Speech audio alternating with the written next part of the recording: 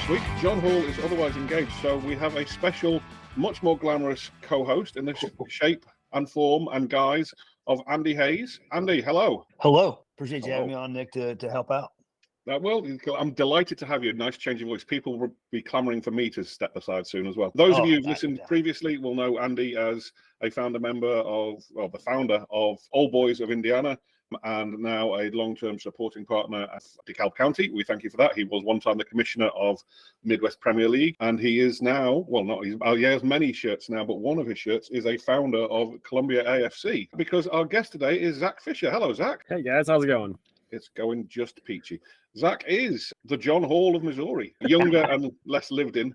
But yeah, Zach is the chief operating, I'm going to call you chief operating officer of AFC Colombia down there in Missouri. And I'm driving force of the Midwest Premier League, of course, on various different councils.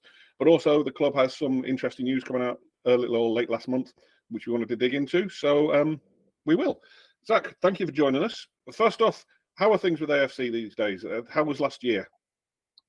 Last year is what we're still calling it a building year. We added the obviously the most exciting thing for us in the women's team.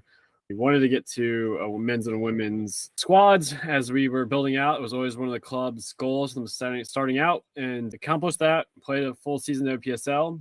Didn't win a game, unfortunately, but the girls were competitive. They stuck into it. The girls were there at the beginning, were there at the end. Very proud of them. We actually had our biggest attendance of the year was a women's Thursday night game against Gallagher, which is the biggest soccer club in Missouri, who has just had a girl sign for a pro contract with an NWSL team and full D1 talent. So they fought hard. Depth was a little bit an issue as the year went, but pretty excited about that. We also debuted at Columbia College in downtown Columbia, Missouri. So that was fun. We had some a much better setup from a field standpoint and from a just a visibility. Players are, the crowd is right on top of the players. You're feet away from the action.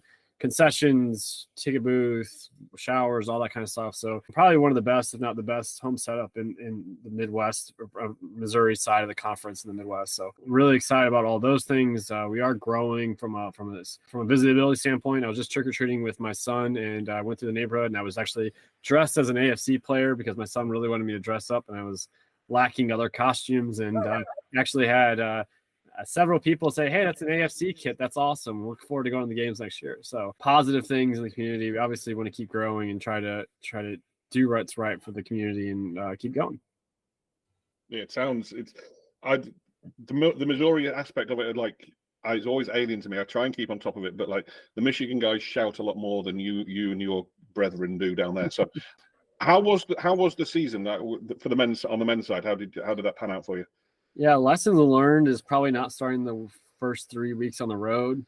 We did 2 of our Iowa trips to start the season, and then we played Ajax on the road. So that was a little bit, I think, tough on the start of the season. I think lesson learned was maybe not have your 2 hardest road trips at the beginning of the season. The mindset with that was to get them out of the way, so you don't have to worry about them later in the year and have to worry about long travel. But that was probably my fault in that part. We played competitively. I would say outside of a bad half against Ajax at home, I don't think we were necessarily outplayed by anybody all year, which was good. But you look at a 4-2-4 record. I think we about as average as you can get, but it didn't feel that way. It felt like we were very competitive. The talent level was much better this year than it was last year. And that's not to diss the first year team. It's just we had a lot more interest and a lot more people coming out the second year. And we're looking to professionalize some of the things on the club side with how we train, how we operate, and expectations, and learning some things about some logistical issues that we came into last year and looking forward to it. But I think we have a solid footing.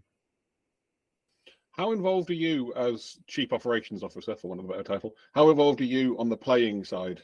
Zero. I have zero involvement in the playing side, but I did actually play in the last game of the year, and that was just because one of our guys had gotten injured, and I was a reserve sub with 4 minutes of playing time at the beginning of the year. But that was not my specialty. I stay out of it. I don't coach. I don't play. I don't do any of that. It was a necessity. A guy had a hamstring problem, and it was 2 minutes left in the year, so the emergency reserve sub got pulled in. But zero playing outside of that, and that won't ever happen again. That was a game to Burlington, Iowa. We wanted to make sure we had the league minimum of 14, and we wanted to make sure that we were doing things our way and the right way. And probably could have avoided it, but we didn't want to make sure he didn't get hurt. But outside of that, no playing, no coaching. Help out with practices with the logistics of practices occasionally, but that's about it. Yeah, so that's the way it needs to be, right? For your own sanity, you've got to have people that you can Yeah, trust. and I will say that that will never happen. You'll never see me play again. Now, if there was, it was what had happened was that when Santa Fe, dropped out of the league right before the season, they were a gap. So we played July 8th, and then we didn't play again until like July 22nd or something like that, something later in the year. So we had like a 2-week gap. Both teams were out of the running, and a lot of the college guys were starting to kind of go back, and it was kind of hard to justify to keep some of them around. So when we looked at we talk about logistics of seasons and how to lay them out, we're going to do that a little bit better so that we don't have such a wide gap in the season, and we don't have to worry about a crazy fluke one-off late on last week of July. Mm-hmm. I hear. And you tried to do it all, didn't you, when you were doing indie? Everything but play. Yeah. I was by far the oldest old boy around. But it's almost out of necessity. And we've talked about that a little bit before, Nick, as far as launching the club or whatever. So Zach, I guess the biggest thing, obviously, bringing in a coaching staff and people who can help kind of manage the day-to-day of the game side of it. What was the challenge in getting that staff built out, and how did that change year over year? Well, going the women's side, we obviously wanted to bring in some coaches that had some experience from the local colleges and things that weren't going to. They were not part of the NCAA. NCAA has different rules on coaches being involved and that kind of stuff. So we have a lot of it. We have some of the best NCAA schools in the country are right here in Columbia, either Columbia College or Missouri Valley or Central Methodist are all top 10 programs in the country. So we wanted to make sure we had some feeling for that. As we were looking we knew our men's coach from last year was going to go over the women's side this year. And our struggle was not struggle, but our focus was the men's side, and that took a little bit longer than we anticipated. But we landed with Chris Miller, who was a Missouri Hall of Fame coach, local guy, diehard Reds fan though, which is really random to me as a Cubs fan, but that's off topic. He's got a lot of experience, knew exactly how we want to play. We were very organized as a team. We definitely came in with a mission. Brought in Connor Bondre, who's Columbia College assistant coach, and then Brandon Russell, who was at Westminster at the time, but is at a local high school Tolton now. So a lot of experience. Those guys know more about soccer than I'll ever know in my life. You could definitely tell that the level of training had went up, and we're excited to keep that going. And now is the trick is how to get over that hump and bring some silverware back, because we're very competitive with everyone we play. We beat an MPSL club 4-1 to start the season, and we want to keep that consistency going as we go. Gotcha. It's the fine margins, right? It's really annoying that you think you're there, and then they always just beat you out. The nucleus of your side sounds like was college kids still. Is that a long-term? Well, yeah, you're pulling a face, but is that? Yeah, is it's that more right? or less. Yeah, more or less. Yeah, we have a very good older contingent. Like Elliot Goodwin's coach is the older guy. He actually played for Nashville SC before they turned into an MLS tide. So he's been around the block a few times. You have Jacob Moore, who was a standout D1 player at Oakland. You've got Gershom, who's I think my age. I think he's 32, 33. He's a PhD student at Mizzou. We have a good core older audience that had just graduated college, and then we have a lot of young guys, which I think is exciting. We have a couple of college freshmen, a couple of college sophomores. We actually had 2 or 3 for the first time as we talk about developing the club. One of our emphasis was on that high school senior class that was done, because Missouri soccer is plays in the fall and the girls play in the spring. So the guys were done and just playing the club. It's trying to get that younger high school freshman type or college freshman type age into the pipeline, and we did a lot better job this year. All right, let's talk about the lady side of it. Last year was year 1, correct? Right. Yeah, year 1. Yeah. Was that always the plan to I know the plan was to build out the ladies team, but was it the plan to do it that quickly from birth, or did it just fall on your lap? Yeah, we thought we were going to be more competitive on the women's side right away, which is the reason why we thought we could do it. In retrospect, probably should take another year or two to hammer out some of the minor details, but not mad that we didn't. Not mad that we did it. We definitely learned some lessons on doing too. We definitely learned some operational tricks that we're going to use going forward. But yeah, it's always been it's always been up there. Yes, to answer the question. Let me dig into that. Without revealing any of your secrets, that's fine. But what surprised you about launching when you did, as opposed to what the plan was? One thing, we're at a disadvantage already on the women's side. Every club that we played had already played in several years, or was a large youth club. The 2 Gallaghers are huge youth clubs, one in Kansas City and one in St. Louis. Fuse is a big has a massive complex too in St. Louis. Courage has been been playing soccer for several years now, and it was one of the better teams in EWS before they moved over to WSL. And Sunflower, who had won the EWS twos conference a year before, so we were the newbies, and I think maybe starting out a little bit lower would have been gave us a little bit more of a runway to go up. We went right in with the big dogs right away, and it definitely showed from a depth standpoint. We were competitive in the first half for pretty much every game, and then those numbers just really eat at you, especially when you're lining up against D1 talent across the board at the other one. So some of the logistics of squad build out, depth, numbers, some of the things that we would have done differently on that end. It should be, if we would have done it different, if we could do it again. Was that then the driving force, or not the driving force, but one of the reasons for the move that came over this close season of the Missouri Reign stuff? Yeah, really it worked out perfectly from a competitive standpoint. There was a group in Jeff City, a guy named Dakota, started as a training group several years ago. Has a lot of the local women's talent. They're training in a group together. They were kicking around the idea of forming a club. They were competitive and played a couple of friendlies, and they were looking to take the next step. And what we were trying to do is add some more beef to our women's side, and it was just really worked out perfectly because they're bringing in additional bodies.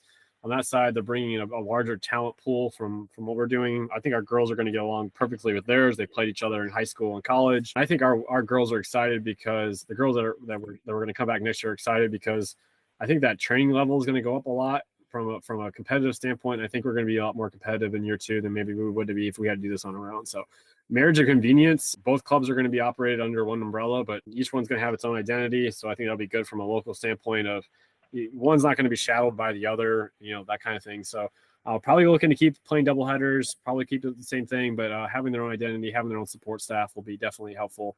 We'll probably keep a lot of things that we can streamline together, streamlined. Hopefully that will make sure both clubs are competitive as we go into 2024. How do you see the branding of that work? Like you say, the two clubs under one umbrella, and I assume that umbrella is AFC. Yeah, it's more of a mix. What's odd about our area is, so we're branded AFC Colombia, which is the bigger of the two towns, but Jefferson City is only 30 minutes away. A lot of people live in Columbia or work in Jeff City, or live in Jeff City and work in Columbia, either way. So if we would want to do it all over again, we would have a neutral branding, but AFC's kind of been around enough that people are starting to kind of know what it is, and it wouldn't make sense to rebrand at this point. So the Reign kind of allow both towns, which the women's staff has a lot more connections with the Jefferson City, allows both towns to really kind of feel like it's their town, and people in Jeff aren't saying, oh, why should I support a Columbia team? Because the high school rivalries are there between the two cities. So this makes sense from a branding standpoint. We want to expand the women's side a lot faster, and it just makes sense. Can you see in the long term one brand being subsumed by the other? Nick will find that out, right? we'll find out. If I had a playbook, I would know. But no, I think the women's side we're going to be pushing. Like, I'll have Reign gear on. And I'm sure the women's will have some AFC gear. So they'll be operated very close together, and we'll be cheering them on and helping out, supporting their game days, and vice versa. And I think it'll be a good match, and we'll get things accomplished together. I want to lean into that game day thing. Like, how do you see the marketing and like game day operations running in terms of staffing and everything else? Well, you said they come with their own personnel, but that doesn't, put someone in the PA room or whatever else. Yeah, I think they were kind of like where we were 2 years ago. We have a really good idea of what we're doing, but it also has some significance of doing it a few times, and we've kind of gotten down the game day portion. What I think their staffing is going to do is add some bodies and some numbers that we can do more things with more people. We can bring in more of a hospitality tent area. We can bring a kids setup. We can do more with ticketing. So I don't necessarily see them coming in and changing the way we do things. I mean, I ran college athletic marketing or college athletic events for a living. There's not much that we don't know how to do. It's a matter of, do we have enough bodies? And I think that they're pretty excited to really kind of latch on to what we're doing, but also kind of help us take it to the next level from a programming standpoint. So like I said, the two clubs will be operated. We'll probably have identical game days, minus just the badge on the jersey might be a little bit different, and we might have two logos inside the stadium instead of one. So I think that'll be pretty much the main difference. Fair enough. Andrew. Yeah, I want to just kind of run with that a little bit, Zach, and you're like, maybe specifically from your involvement, being involved with AFC Colombia, to launching both programming for men and women. Does this shift your focus or B, your time allocation between the men's and women's programming? We're going to be focused because I'll be the president of the men's side and Dakota will be president of the women's side. So my focus will be more toward the men and their focus will be more towards the women. So we'll still have a little bit of split responsibilities in that sense. And that'll allow us to focus on, they're bringing in their own social team. They want to do some different things that we'll do. So I look at it more as along the lines of maybe like the NWSL MLS partnerships, especially like on the USLC side with Blue City and racing, they're housed together as much as possible, but they have their own uniqueness. And I think that will play out, but I think we'll definitely learn from each other and help each other out when we can and advertise for each other. I think that will be a big thing as we go forward, is trying to make sure that we get as many people in the door for each team. And like I said, we've talked already about sponsorships and how is one going to go to the other and vice versa. So we're still hammering out some of the minor details, but I think for the most part, we're pretty excited to kind of combine forces. I think if anything we've learned in lower league soccer is the more the merrier, and the more people we can get involved, the more we can get involved, the bigger we can do. And if it means our club can grow even faster with a group of people that have come in and are running the women's side, then let's do that and allow them to really kind of focus and hone in on the women's side and make that experience better, so that those girls are bringing home trophies and becoming competitive and telling their friends about coming to games. So it's coming from the men's side. I think the men are pretty excited to have a more support staff and to improve our professionalism from a training standpoint and from a game day. Okay. Gotcha. Yeah, no, and I'm sure from a player recruitment piece too, and not to get too in depth on the soccer people, right? You got them running their thing, but that should in theory help with the player recruitment to see the bigger atmospheres, the bigger staff, better training, the better training environment, and see that continued improvement year over year, and maybe pull some of those younger kids you were talking about as well. So it's super exciting. Is there one more question? I'll kick it back over to Nick here. In terms of, I guess, your involvement in getting to this point with Missouri Reign on the women's side, were there any big surprises in terms of how you built out the dollars and cents side of it? Or there's the Build Up podcast, so how you built it out with the focus on being sustainable year over year. That's been a big piece for the Midwest Premier League and its member clubs from our conversations prior to me departing that. Has there been any big surprises or any significant differences, or is it pretty much consistent between the programming offered by AFC Colombia and Missouri Reign? From the men, so from the women's side, just some of the way that the leagues have two different ways of doing things, and not to get too much into the PSL, just we've learned some things on some of the operational standpoints that the women were expectation, the men are expectation. They're not as different as people I think they are. I think the National League women's and the regional men's are mostly the same. Maybe the support staff of a National League sometimes can be helpful, but there's also times where being able to call it the president of the Midwest Premier League and say, hey, what's going on with this is also helpful. So each one has its benefits and drawbacks, and we've kind of gone to this mantra of, yes, the men's have really been hyper focused on regional success and growing the regional league and doing that kind of stuff. I think the player mindset is different between that group and the women's group. And I think that's it's just different. It's hard to explain. They just have two different ways of doing things, and the girls' competitiveness and the men's competitiveness, they're both very competitive, and they just have different reasons to being out there. Gotcha. No, understood. Just that was a long-term plan that we never really got to at Old Boys, and to see both DeKalb do it and how you guys do it as well. Pretty awesome to see from afar. So kudos to that. I just curious if there was anything significantly different between the two, but sounds again like just maybe from a player profile perspective. Yeah, and just allocating resources, training times. They trained on different nights last year. One was on Monday, Wednesday, one was Tuesday, Thursday. You also have to think about it from like we try to post regular updates of every game, like who scored, when they scored, game day graphics. So we were trying to send two people, one to the women's game, one to the men's game. Okay. Not from away for travel. Also, like I try to help out with transporting any vans or anything like that. If you're going two different places, you can't physically do that. So we tried to play in the same city in the same days, but with two different league setups from a standpoint, it's not really possible. So definitely harder on logistics, but we did a pretty good job of we had 3 or 4 doubleheaders, or we had 4 doubleheaders, and then each team had their own one-off game. So those worked out. I think we did a really good job keeping them together as much as we could. One of the things I really wanted them to do was train together, really make it a one club, one mindset. But It just from schedules and volunteers and stuff, it didn't work out. So, but it ended up working out for everyone. You spoke about when you were talking about the men, like your 2 longest trips were way up to the land that time forgot. But what's the women's journey times like? The women didn't leave the state of Missouri all year. Their longest travel was an hour and 45 minutes. Wow. So, which for us, I know some of the Chicago teams are probably golfing it, traveling an hour. Yeah, our men traveled by far the most in any of the league. I mean, we made 2 4.5-hour trips and then another 3.5-hour trip for our 3 of our 5 away games. Our women physically did not leave the state of Missouri because the Kansas teams, the 3 Kansas City teams, all actually played their home games in Missouri, which is on the Missouri side of the line. So they did not leave. It's a straight shot. Either you're going west on I-70 or east on I-70. That was all the complexes are right off the freeway. So it's pretty easy travel for them. And hopefully we can get to that on the men's side, which is hopefully as we grow and as we get more expansion teams in the Midwest Premier League, that will be a regular thing for the men, and that will help with some of the rigors of trying to play 12 games in 10 weeks, basically. Yeah, you're a little bit of an outpost down there, aren't you? Again, without betraying any confidences, are you aware of clubs showing an interest in the Midwest Prem? Yeah, I think as we grow, I mean, one of the odd things about us is, they say it's the state of soccer and they say it's a big soccer thing down here, but I mean, St. Louis has, I think, four teams at this level, and Chicago has 30, something like that. So that game, that part of the game hasn't really grown this way. And it's something that once we've done it, other teams have now started popping up and have helped out and stuff. So there's interest, and I think hopefully we'll have a 6-member group just in our area, and it'll be helpful to see what that looks like and build rivalries with them. Because anything I know about our boys is they love the rivalries with St. Louis. So if we can keep that going, that'll be good for us.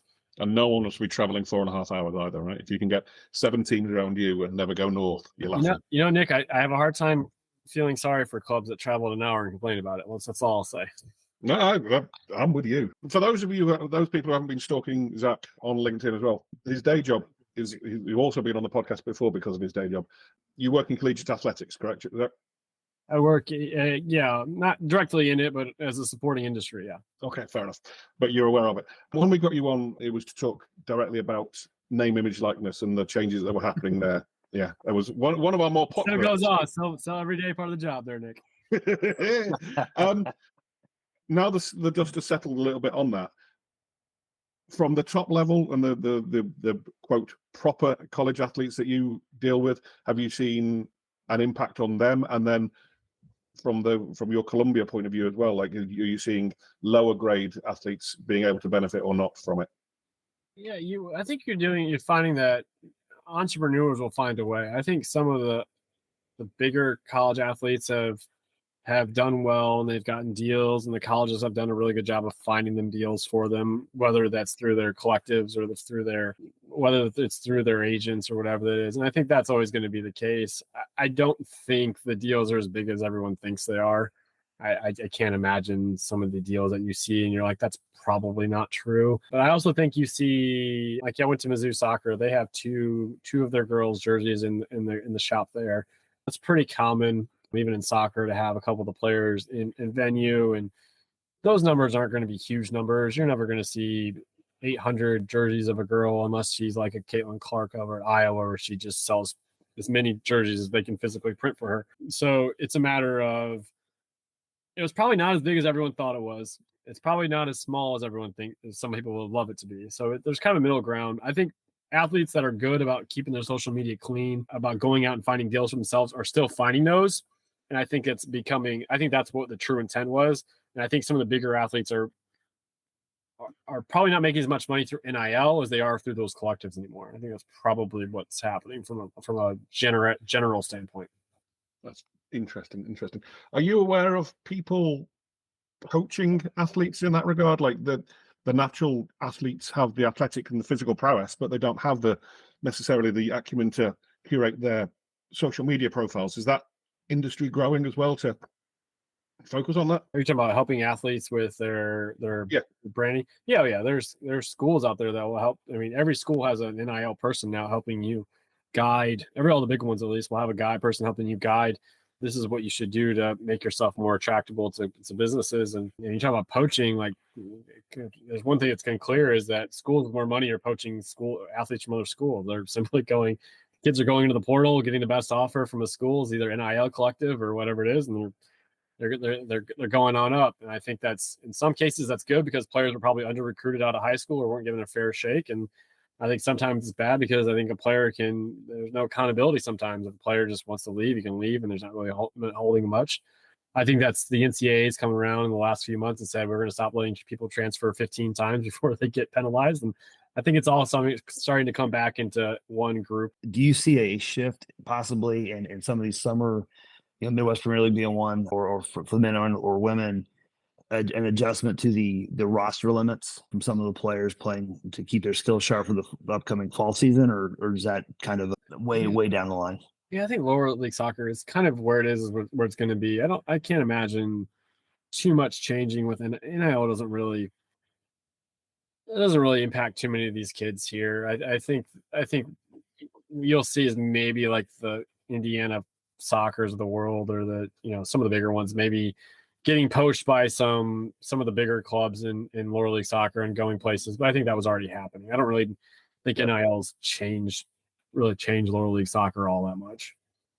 Gotcha. I think if people were funneling money to a player one way, they were already doing it. They're just finding more legal ways of doing it now. Fair enough. Is it possible that colleges are looking at people's social media following as one of the elements in terms of their recruiting? Like you say, people are transferring. Are they being wooed because they've got more Insta followers than someone else? No, they're just finding the best players and saying, "We'll offer you NIL money to come here." Gotcha. They can't officially say that, but that's what they're doing. They're not doing it. Their collectives are doing it and said, "Hey, we'll hook you up with this amount of money each month. These are the deals that you have to do it, and off you go." I mean, you look at FBS college football nowadays, and you see all these FCS and D2 players moving up that were great players, and how they're coming to certain teams with bigger NIL collectives. It's not because they wanted to go there. Probably it's because that was the most money that was offered, and that's kind of how these things work these days. Money talks. Yeah, amen to that. All right, what's 2024 look like for you from the men's side and from the ladies' side, but also from on top of what's the plan? Yeah, our big focus this offseason into next is going to be our game day environment. We were close. We really need to hit home on some hospitality, some fan engagement stuff with bounce houses and things like that. And it seems simple, but having the amount of bodies to do that will be a big difference this year. That's what I think the public facing you'll see. I think we need a better job on social media with more videos, more engagement, really a focus on our game day streaming. There's a few things that are on the professionalism side, and then from a training standpoint and a roster standpoint, is expectations are going to be higher this year. We've had 2 years to figure out where we are and who we are, and now the expectation is, all right, we're going to do this. We're here to win, and the expectations for the squad are going to be a little bit more strict this year, and how we do things and the way we play. 2 years in a row, we haven't had a game where our starting 11 were all there in 1 week, which is nuts to me. Now, in fairness, some of the guys, some of that's due to injury or whatnot, but we have not had our starting 11 out there. And I think if we put them all on the field at the same time, we're probably favorites to win the league. With all due respect to Ajax, it's a great club and a great group of guys and very competitive and very feisty on the field. We're looking at different ways we're training, different ways we're presenting ourselves, and we're going to have standards. And if you can't meet the standards, it's not the club for you, and we'll move on. But I think we're trying to take that next step, and I think the clubs that do that very well have already established that.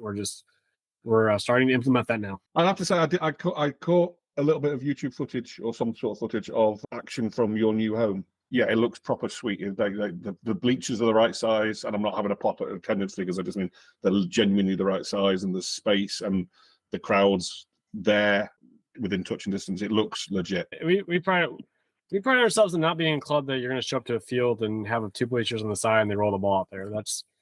We would not be doing this if that was the initiative. Our goal is to build a sustainable long-term club that the community can support. So, and not to say that clubs are doing that, just that's the mindset, and that's great. We just have a different one. Our mindset is to try to do it differently and to grow something. And our goal attendance for next year is 500 a game. If we can get to 500 a game, that's pretty good from an attendance standpoint. We're probably low twos again this year, which is kind of frustrating because the women had probably 350, somewhere around there for their first game, and did really well.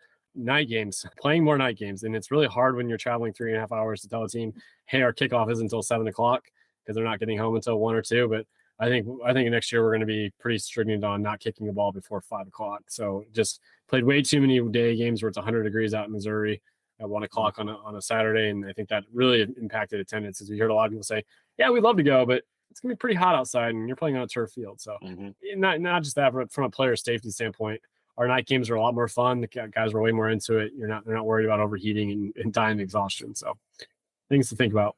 Night games are just way better. They just are. It's a fact. Yeah, when your away team's only an hour away, you can do whatever you want. When the away team is 4.5 hours away, it's you try to do what's in the best interest of all. But I think sometimes we got to start being a little bit more selfish from a standpoint when we're trying to put 400 or 500 people in the door. Home field advantage, isn't it? That's what it's. You got to play the cards at some point. Sometimes. All right, Andy. Anything else? You mentioned early on, Zach, we were talking about the scheduling challenges and having that gap.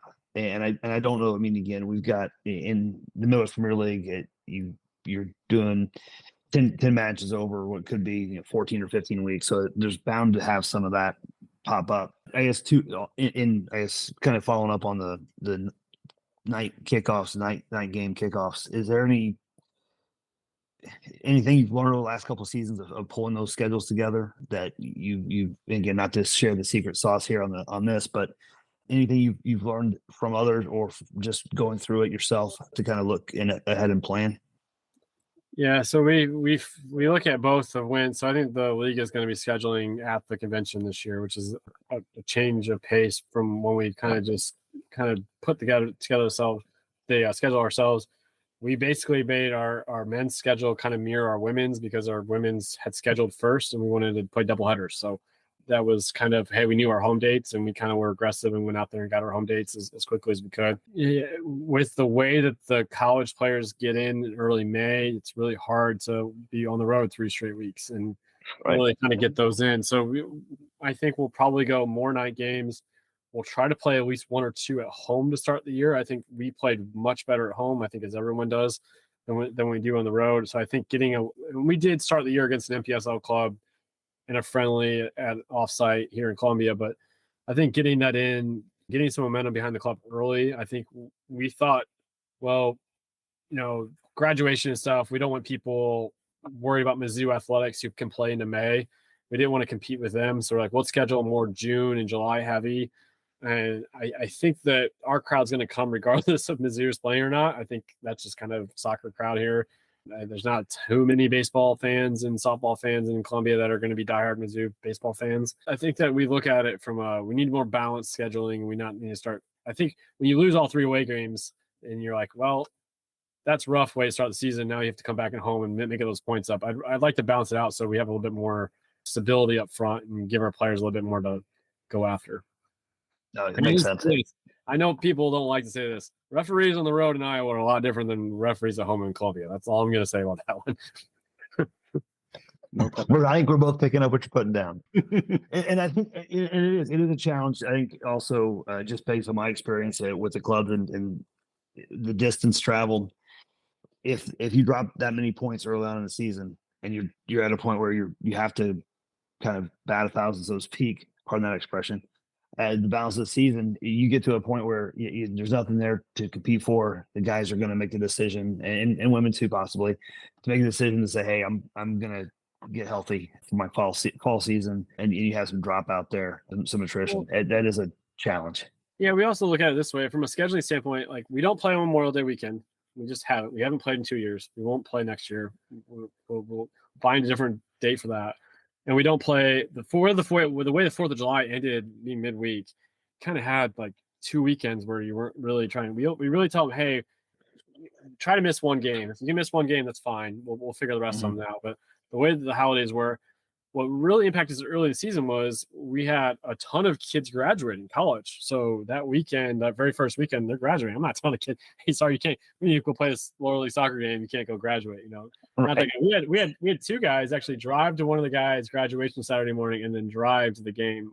So it's not because they want to be there; it's because they physically can't. And so you take that pool of graduating kids, and then you take your your guys that are still kind of tied to finals or whatever, and then you're taking a group of, hey, I physically can't go to Iowa. I have a day job the next day or Friday night.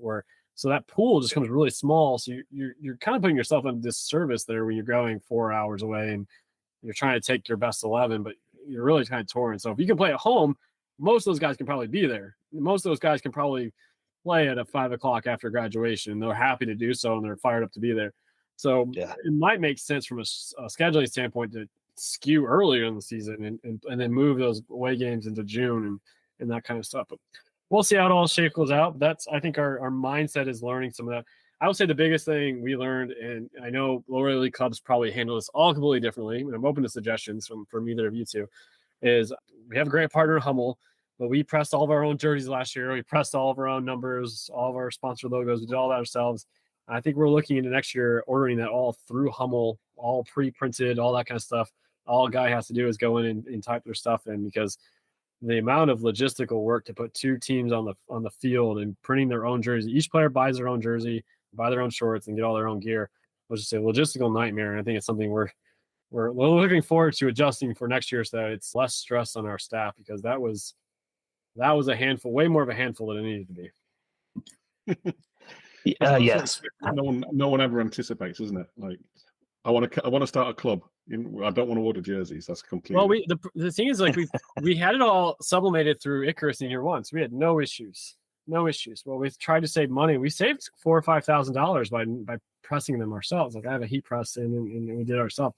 It's just the amount of time it takes to press all that stuff is. We actually had to deal with a local company. They were going to press it all for us. They actually moved right before the season, so that they had commercial presses and could have pressed it all in probably one day.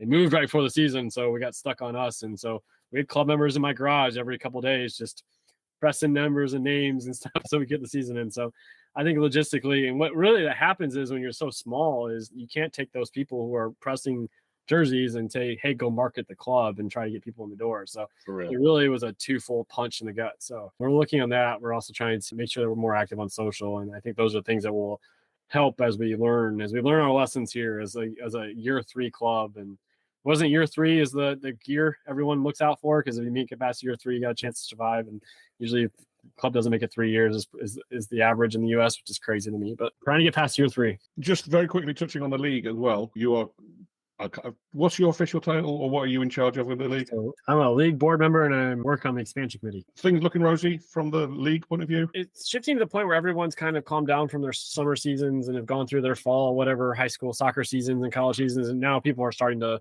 all right, what's next for my club next year? So I think this will be more of the active phase. We have a ton of interest forms. We have had a club accepted to the league already, which will be, I'm sure, coming out next, whenever it is that they're wanting to be announced.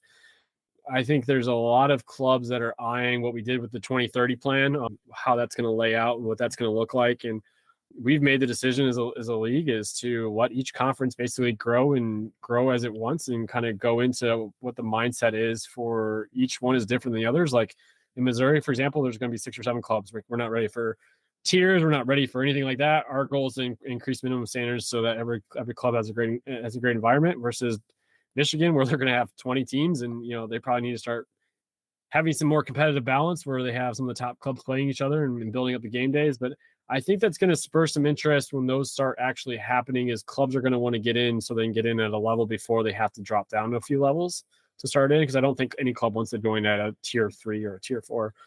So I think that will spur some interest as we start officially announcing, hey, next year we're going to do this. This is the cutoff time. I think you're going to see a lot of shift.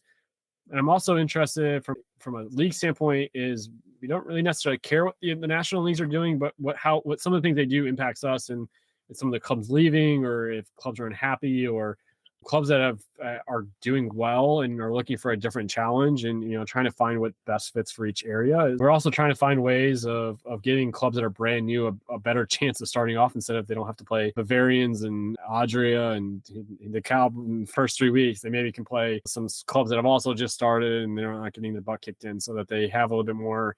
They don't feel out of it right as they start. So. No, it's good. The 2030 plan. I was watching the conversation unfold in various places, and I think you did a good job of reining it in. Like it felt like people were running with it and going, "This is promotion relegation. This is great," and that clearly wasn't what it was about, right? It's about play where you are ready to play and where you are able to play. And yes, you can twist that to pro rel, but I think it's more nuanced than that. Yeah, I think, and this is coming from a relative outsider from soccer. Like before 2019, I had no interest in, not say no interest, but no involvement in lower league soccer. And you come in from an outsider and say, "Why are you guys doing it this way? This makes no sense." But then learning some of the intricacies of running a club for 3 years, you realize that each region is just so much different than the others. And each area within that region is different than the others. And it made no sense of setting a blanket plan. This is how everyone in this area region is going to do it. It just doesn't make sense. Like each area has its own uniqueness, and letting each conference grow up on its own, letting it have its way and how it's do things, having some similarities between all of the regional conferences from a standard standpoint, but allowing each region or each conference to grow up, implement its own tier system at the way it wants to do it, really give itself some ownership in how it wants to grow. It makes way more sense than just saying, "Hey, we're from Joe Schmo from Texas. I'm going to tell you people in Missouri how to run your conference." It doesn't make any sense. So it's for some conferences, it's going to be fast. Yeah, I think in the Illinois and in Michigan areas, you could easily have 2 or 3 tiers, and it makes sense from a competitive standpoint. In Missouri, it may take 10 years before we have enough teams to get to that point. Let each conference grow on its own. Let each conference set its own markers, and go from there. And if there's enough interest, from a community standpoint, it'll happen. And if it doesn't, it doesn't. But I think it's the way to do things. Couldn't agree more. Andrew, in the interest of winding up, any more or further questions? No, I think we touched on what I had here jotted down. And again, it's good talking with Zach in this forum. It's been a minute since I had a chance to chat. So this is really, really good for me. Yeah, Andy, like I was saying, we say our founders club before every AFC game, Andy's name gets put up, so I got to make sure that his name is on the list every time, and I appreciate it. Yeah, and I think for people that are trying to start clubs, there's podcasts, reading the blobs from Minneapolis City, reading Andy's manifestos, you want to call it, Andy? I don't know what you want to call it. And then Kingston, I think there's a lot of knowledge out there that people could use to really grow their clubs without having to learn mistakes. I think we avoided a lot of mistakes by listening to the podcast, listening to you guys talk, reading all these things. I think people just do the research before they just say, "Hey, let's start a soccer club in my hometown." I think you can learn a lot of lessons and do things. I think we're just here learning from those people that came before us, and hopefully people listening to this podcast will be like, "Well, that's a great idea," and they take one thing from this idea, then we've done our job and passed it along to someone else. Now the time has come for leaving, fear now we shall return. We were so glad we could make it, but so sad we gotta run. Well, it might be a long time till we raise another glass. You can rest assured that next time we'll have ourselves a laugh.